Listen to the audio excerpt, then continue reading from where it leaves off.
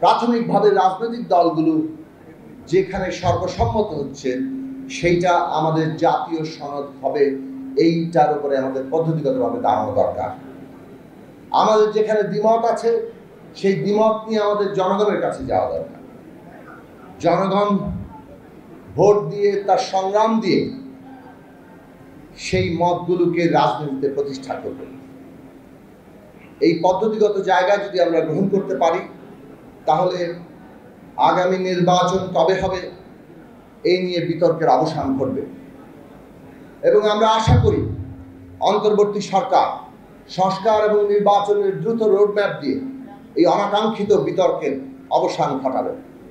অন্তর্বর্তী সরকার গড়ে উঠেছে এই সকল রাজনৈতিক শ্রেণী পেশা এবং বিশেষভাবে আমাদের আন্দোলনে ভূমিকা রাখা ছাত্র সমাজ, আমাদের শ্রমিক জনগণের সকলের সমর্থনের ভিত্তিতে।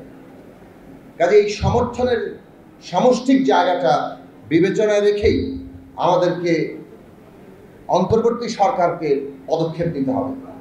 অন্তর্বর্তী সরকার মৌলিক প্রশ্নে কনসেনসাসের উপরে দাঁড়াবে, সেটাই আমাদের আকাঙ্ক্ষা।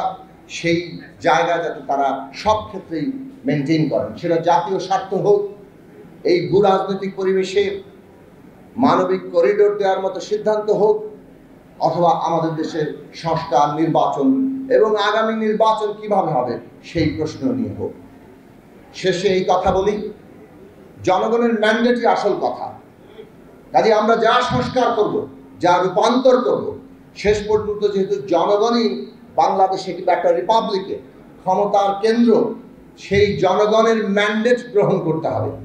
আজকে যাই সংস্কার হোক না কেন, শেষ পর্যন্ত জনগণের ম্যান্ডেট নিয়ে তাকে র্যাটিফাই করতে হয়। এটাই যে কোনো রিপাবলিকের পদ্ধতি।